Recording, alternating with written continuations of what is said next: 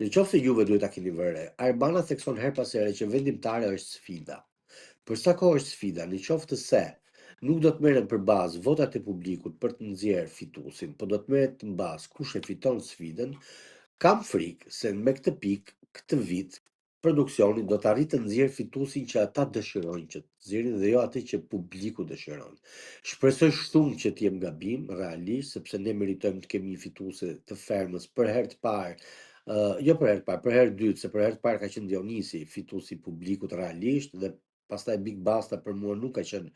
ose le të themi, ka qenë i favorizuar dhe nga produksioni, ndërsa këtë vit Moza Ameti e meriton 100% fitore. Shpresoj shumë të mos zgjidhet nëpërmjet sfidës, jo se Moza mbase nuk është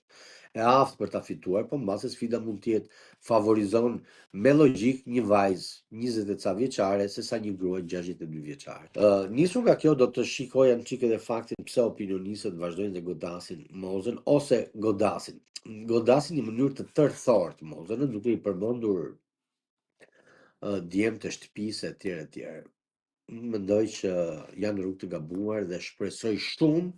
të mos jetë ajo që Akil Varfi ka thënë që ka lexuar një letër